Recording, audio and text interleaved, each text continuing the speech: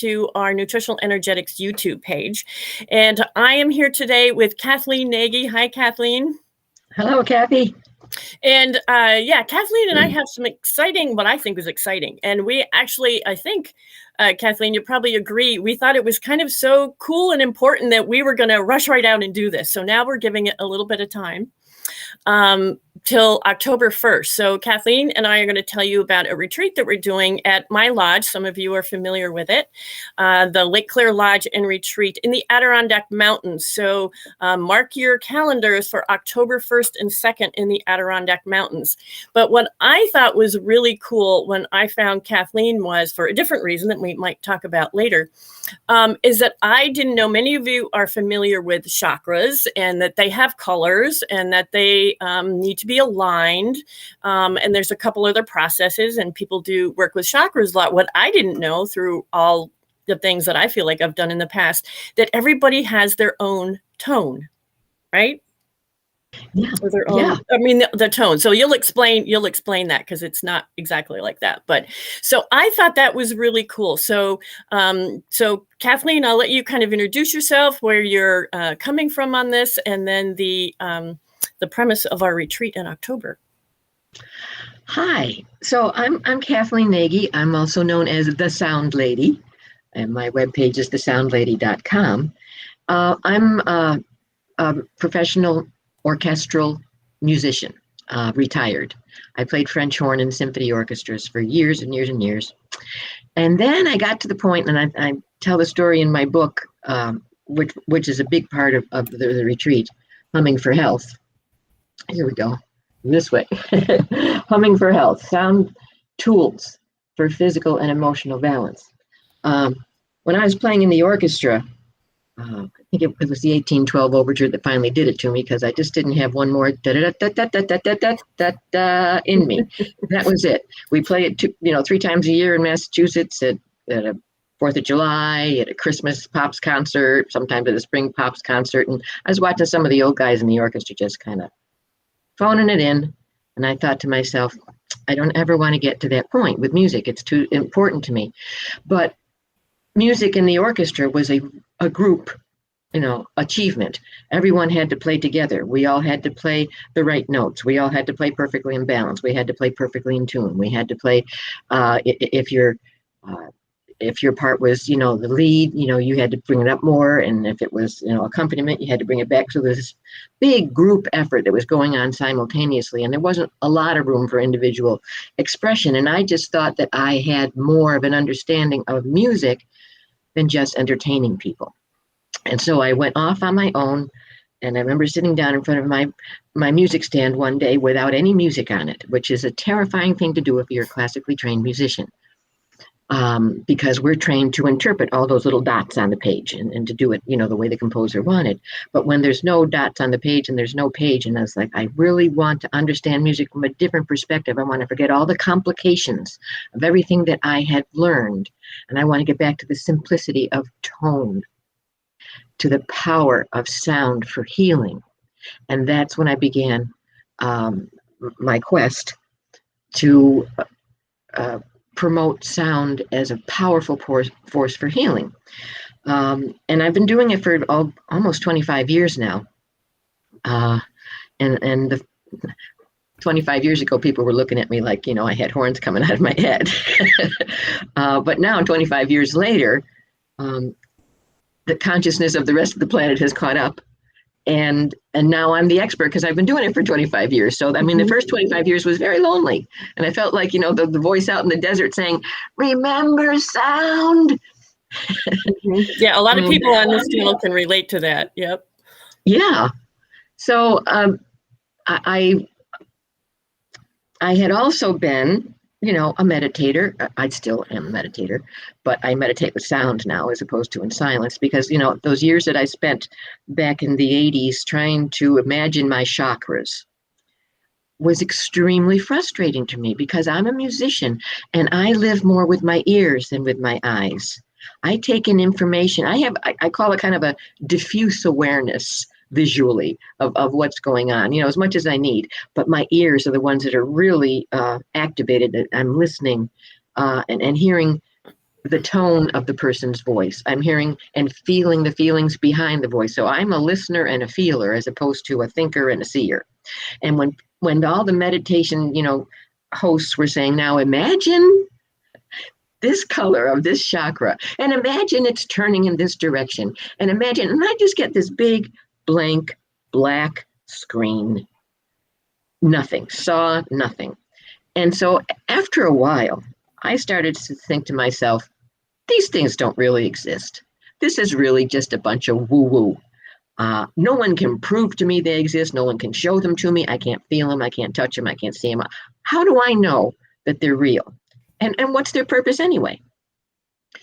So I went back to a technique that I had used when I turned 40, which was now almost 30 years ago, when I was diagnosed with asthma. And I was just finding out about Sherry Edwards and her concepts about the voice-ear-brain connection and how important the voice was to informing the brain about the health of the body.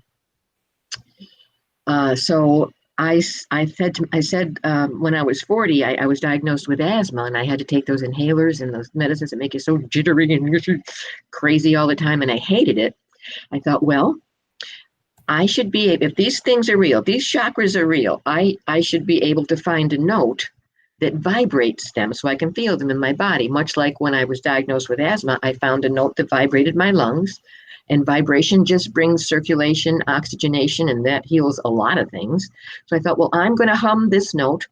And with my French horn, I played the note and I sang at the same time, which creates a whole chord. And it was this big, beautiful, lovely sound, and my lungs were vibrating. And after, I'd say 2 weeks' time, I could stop using my inhalers. And after about a month, my asthma was completely gone and never came back. Wow. And that was when I really became a believer in the power of sound to affect the physicality of the human body. So likewise with the chakras, I said, if I can find a note that is going to vibrate a chakra center, I will then believe that it's real. And so I started humming around because I play with sound. That's my playtime.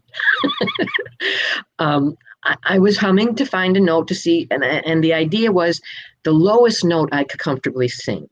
The lowest note I could comfortably sing should vibrate my root chakra. That was the logic. So I started humming around the low notes, and I was like, I'm feeling something. I'm feeling something. I'm feeling my coccyx vibrate. It's subtle, but I'm feeling it. And oh my God, these things really exist. And then I found the notes that vibrated all the other chakras so that I could feel them vibrating. And I was like, there's a whole scale that goes with this. There's a whole system of harmony. So I look at the chakras not from the perspective of a yoga teacher, and not even from the perspective, of a lifelong meditator, but from the perspective of a musician, of a classically trained musician who understands music theory and harmony and which notes go together and how they work together. And the chakra system is put together that way. Mm-hmm. Cells divide. 1 becomes 2, becomes 4, becomes 8. Sound expands by octaves. 2 becomes 4, becomes 8, becomes 16.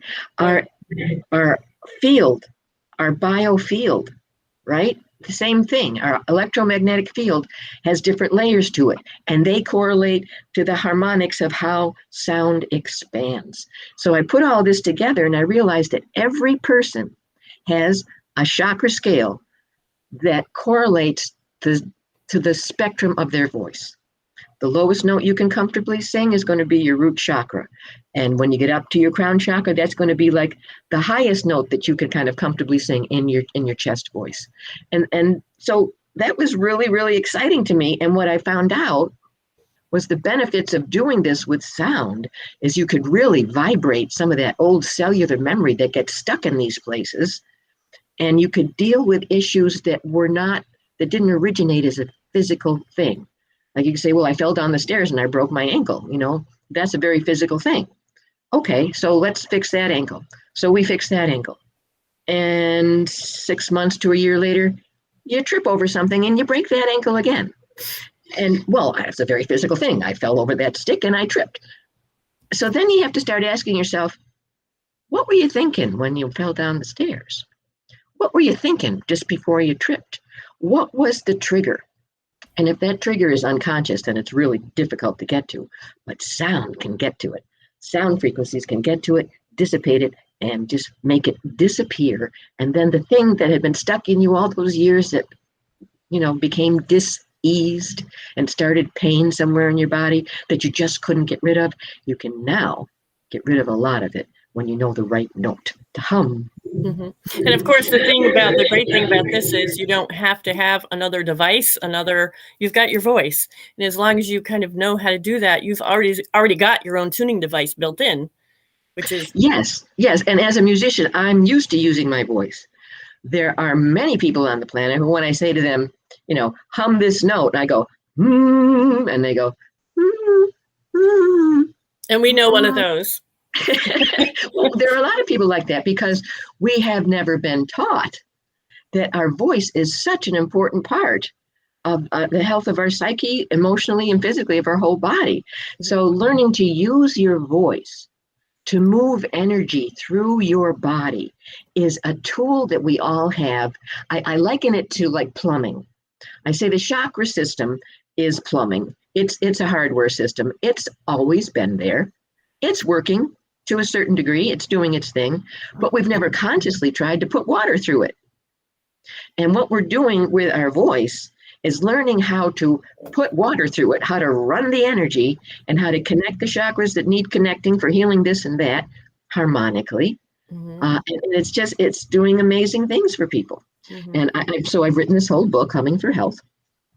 And the retreat is going to be everyone learning what their chakra scale is and getting a chance to hum. Now, I just did this with you not long ago, Kathy, right? Mm-hmm. Talk about your experience a little bit. Yeah, well, it was awesome. Like I said, I've known a lot about chakras, and I even do processes where, you link the chakras and all that sort of thing, but never knew about the different tones, and that they were different, or at least there's the scales, but they're different for different people. So, I mean, that to me was like, whoa, that's something I'd never heard of before. And it makes total sense. And I just want to comment before I forget this, a lot of us are kind of shy or silent. They don't use their voice a lot. You don't think of, even when you're alone, using your voice or humming, or you listen to music. And some people sing a lot. I mean, a lot of people, sing in the car by themselves or whatever, but you don't think of really using your voice by yourself to hum. You'll listen to an MP3, you'll find one to listen to, but thinking of really using your voice or being able to express with your voice. I mean, I know I was really shy, coming for a lot of years until I started doing this, and I started being a lot more vocal when I had my own thing to do. But otherwise, people are silent. They're quiet within themselves, and don't use their voice as an outward tuning. So when we did it, my husband and I did it, and I can hold a tune a little bit, but it was interesting. But even my husband was like, "Oh yeah, I feel that there," and I'm like, "Really, you're doing this?" So it was like, okay, if he can do it, anybody can do it. By the way, and he had a little trouble there, but he could feel it before I could. I'm like, oh, okay, then I'll try this, and you can feel it in the different chakra areas. And it was really, really interesting. It was something it's surprising. I'd never experienced before. Yeah. It's a new feeling. It's a new sensation. Mm-hmm. It's very subtle. Mm-hmm. And yet I remember when we were doing it, and I'd say, okay, and this note is going to vibrate your, solar plexus, and you would hum it, and you would go, interesting.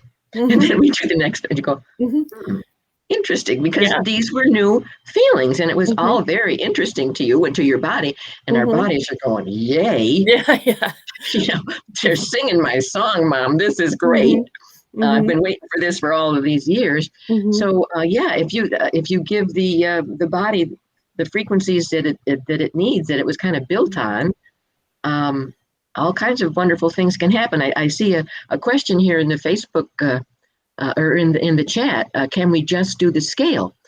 Yes, you can do the scale, but it's not a major scale. When you go into the internet and you search the sound of the chakras, you inevitably get these charts with a C major scale, with each note of the C major scale on a chakra center.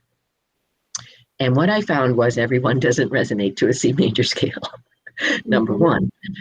And everyone doesn't resonate to a major scale. There's only one little difference between the scale with your chakra, and that's your heart chakra. There's instead of the note F, it's the note F sharp. So if you were going to sing do, re, mi, fa, sol, that would be the first 5 notes of a major scale. Do, re, mi, fa, sol. The Lydian scale is how the chakras are all put together, and it's do, re, mi, fi, sol. There's a teeny bit of a difference. But if you sing fa, it's going to resonate down here, not in your heart chakra. If you sing fi, it comes up here, and now you feel it. So you know it's right. And that's the beauty of this. You don't have to believe me. You'll feel it for yourself, and then you'll believe it. Yeah. Yeah. So you can when you figure out your scale, you absolutely can just hum that scale. What I've done is I've created these MP3 files using chimes. I have these fabulous. Isn't that lovely? I have like 40 of these, from really big to really small. And so I recorded all of the possible chakra scales where I chimed each chakra note 5 times with a chime. And then there's some ocean waves. And then I chime the next chakra note 5 times. And that is part of the class. When you learn your chakra scale, then I give you these MP3s to hum along with. You can certainly hum along. If you can do it without it, absolutely, you don't need them. But you could also go to my website if you know what your chakra scale is, and you can just download your chakra scale guided meditation.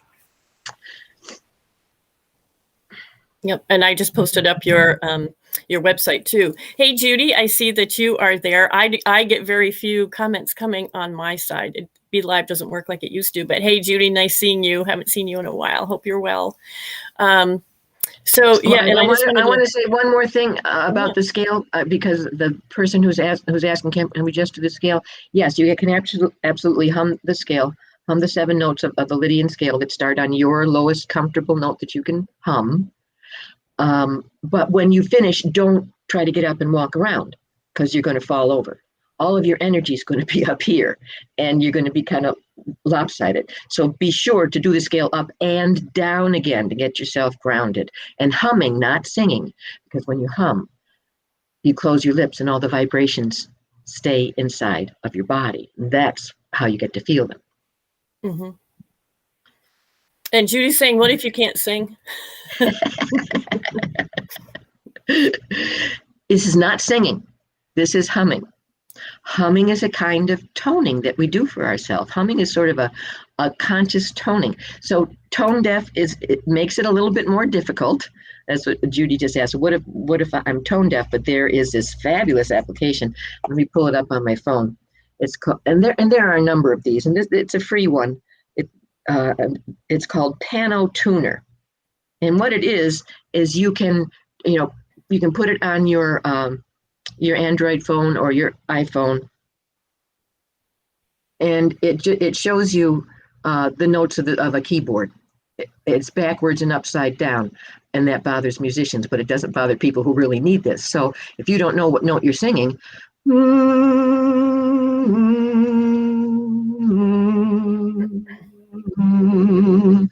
this will tell you what note you're singing.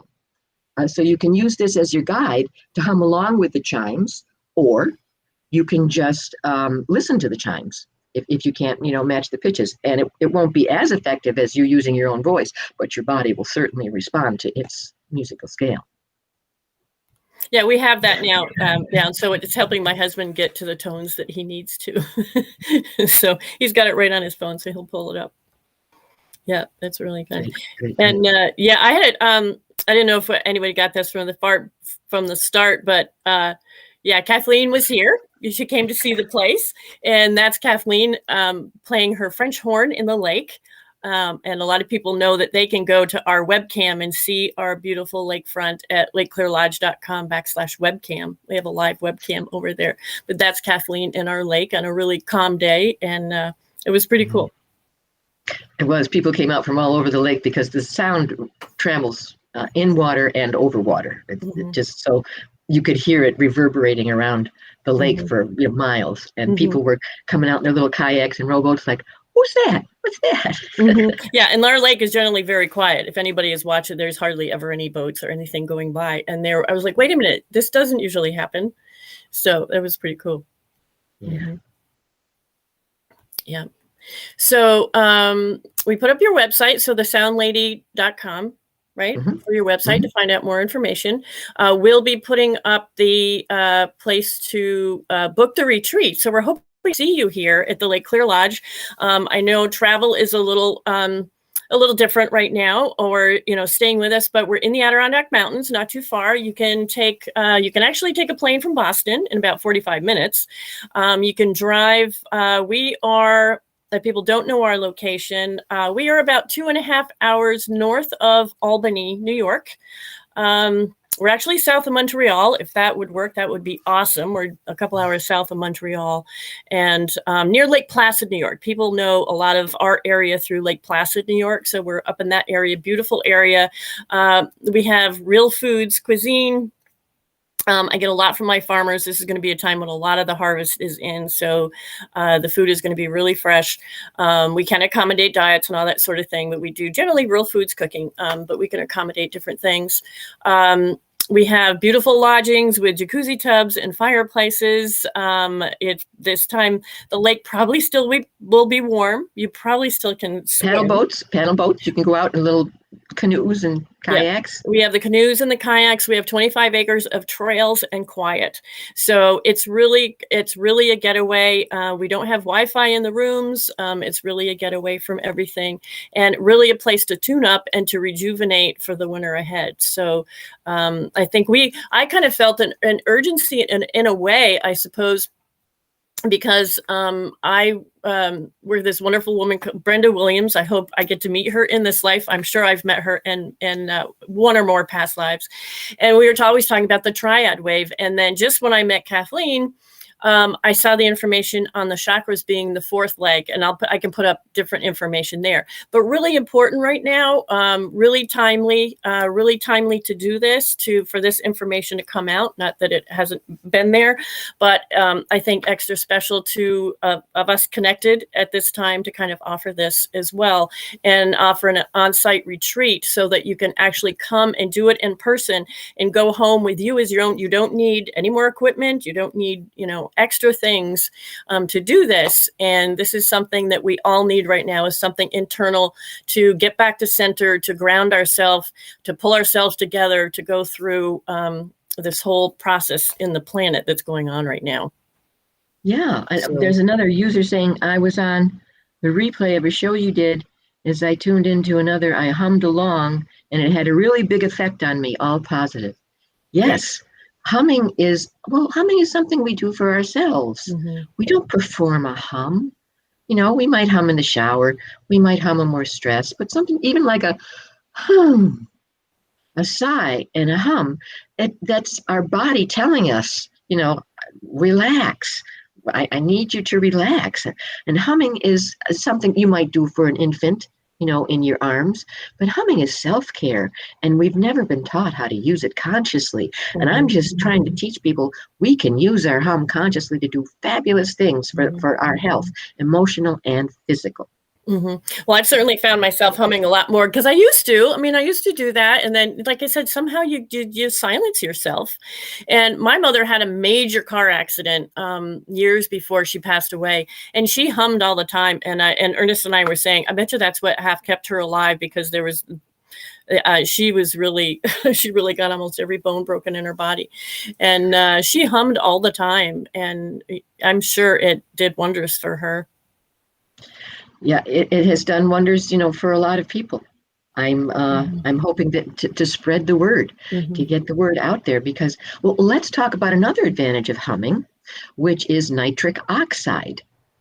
Now, nitric oxide, and there are studies. You can go to NIH, and there's a number of studies on this. Started back in the late 90s and early 2000s, when the first coronaviruses were coming out, the SARS virus, and they were looking for ways to remediate it. And there were actually, I think, 3 studies published that were done on humming. Yeah, something as simple as humming. People go, oh, it's too simple. How could that possibly work? Mm-hmm. Scientists studied humming, and they found that when you hum, you create more nitric oxide in your nasal passages and sinuses. And what does nitric oxide do? It kills germs. It kills them. It kills coronavirus germs. And so as soon as I found that out, man, when I was coming back from the grocery store, whether I was masked or not, I was humming because I didn't want to give whatever might have gotten into my sinuses time. It takes a couple of days for it to kind of set up shop and get to the point where it can really wreak havoc, on your throat and lungs and heart and your whole body. But if you hum, if you just did a regimen of humming 5 to 10 minutes a day, you'd have so much nitric oxide that you'd be able to fight it off. I want to teach people these things that are free. I mean, you have to pay me a little bit to learn how to do it, but it's nothing compared to, from that point on, you have all the tools you need to protect yourself. Yeah. As long as you can just go, Yeah. And self-care that we've been so dependent on others or other systems that self-care is really, really in the forefront now. And we need all the little tools that we can get because they're there. So that's really cool. Judy says, I'm going to hum now more. Thank you. Yeah. And don't worry, humming doesn't have all of the, what's the word I'm looking for? All the, when you were in school and you were in elementary school and you were in the chorus, and if you had a hard time matching a pitch, and your choral director would say to you, honey, just hum the words, make believe you're singing, just kind of mouth the words, but don't make any sound. That which does terrible things. So for the rest of your life, you think, I can't sing, I shouldn't make any sounds. It's going to upset people. People are going to, not like me because they don't like the sound of my voice. Humming has none of that along with it. There's all that judgment. It doesn't exist for humming. So people say, I can't sing. I said, yeah, but you can hum. You can hum. Anybody can hum. It's part of the human mechanism. It's part of the toning mechanism of the body to release stress and to calm ourselves. So it is possible, even if you're tone deaf. Well, I'm certainly looking forward to this on a number of levels. And I hope everybody can come to the Adirondack Mountains. I know a lot of you may not be able to pipe in. You can also check out Kathleen's work on the soundlady.com. She's got a lot of information there. I found Kathleen actually because she was one of the closest bioacoustic sound practitioners near me, and I was looking for that. So I kind of picked you off the list and went, yeah, this is cool. So I'm glad I did.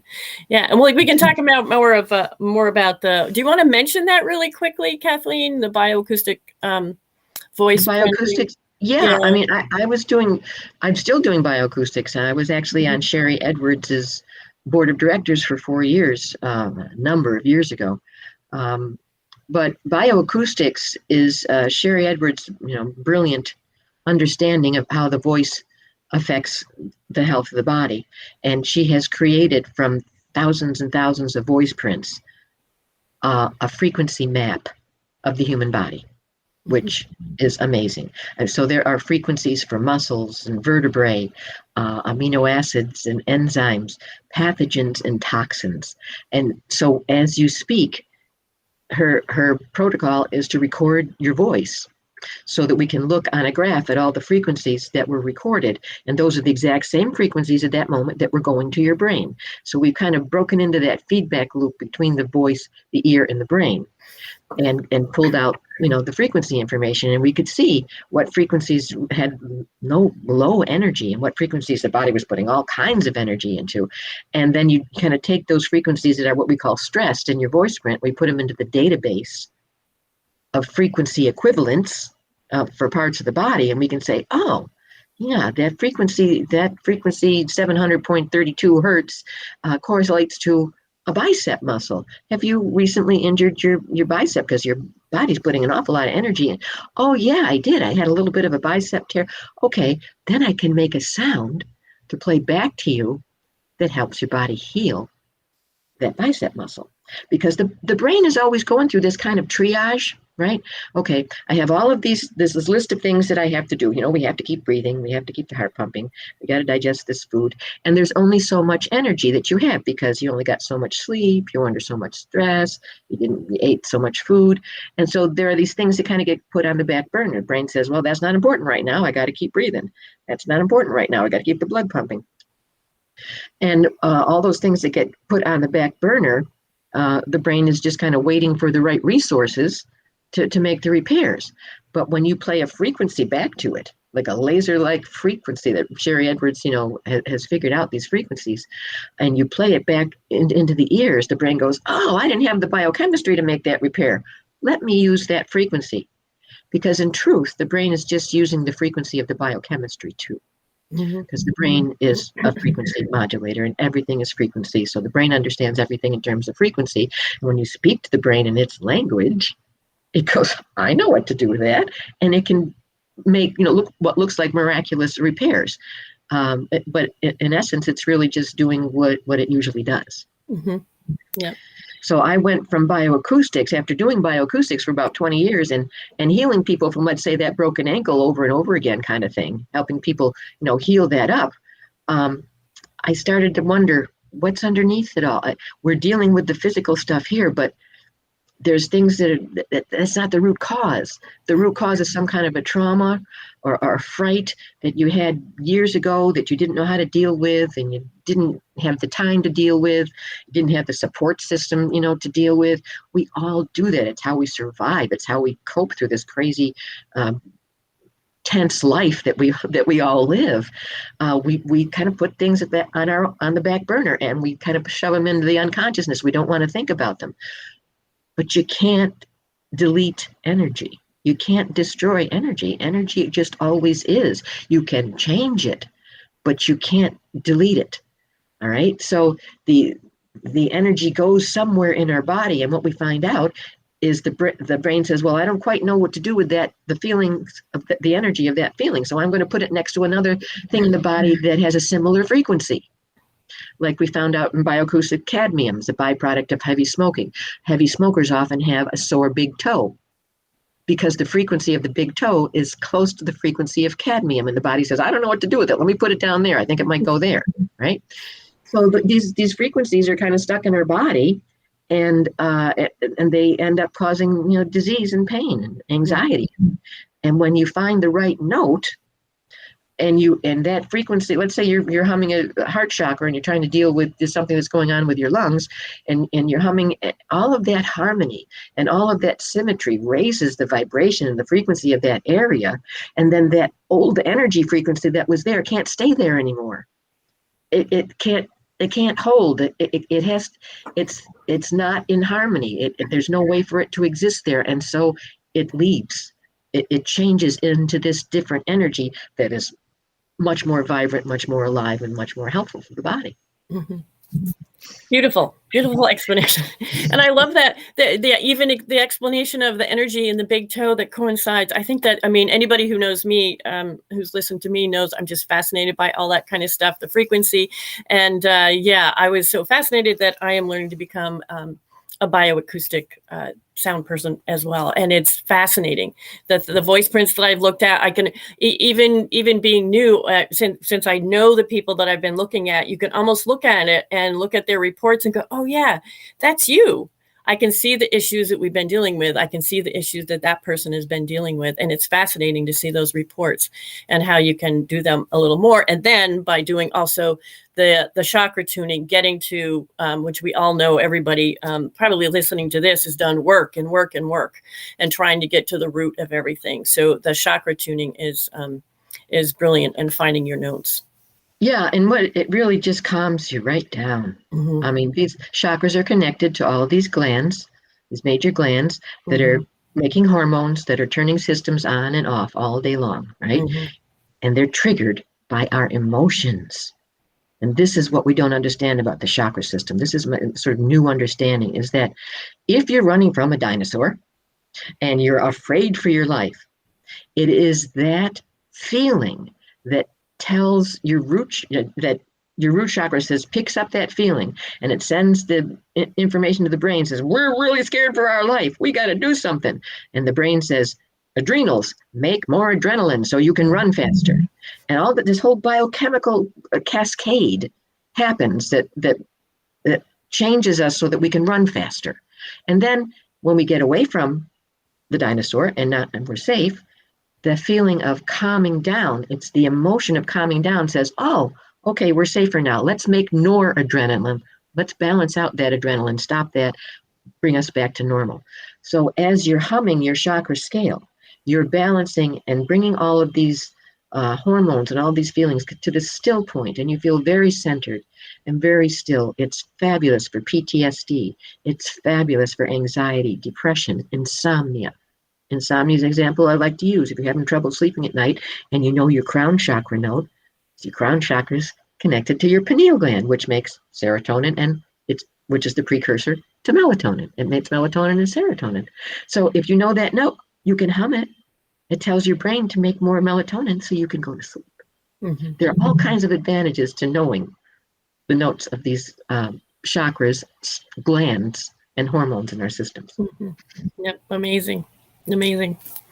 So anyway, I hope everybody, you can, consider coming to the Adirondacks. If not, I'm sure we can all connect otherwise. We found different methods, but being here and meeting Kathleen and being able to tune your chakras will be amazing. I'm very much looking forward to that. October 1st and 2nd in the Adirondack Mountains. If you're listening to this podcast way in the future or whatever, then look for more, because we're hoping to do a lot more. And I do a lot of wellness retreats at the Lake Claire Lodge as well, and have my own program. So yeah, look us both up. Kathleen Nagy, thesoundlady.com. And I'm Kathy Homeyer. Pretty much my base is lakeclarelodge.com. So you can take a look at that. And we have events as well as just a rejuvenating getaway as well. So we hope to see you in October. Okay. Would be great. All right. Wonderful, Kathleen. Thank you very much for joining us. Thanks, Kathy. Okay. Yep. Bye-bye.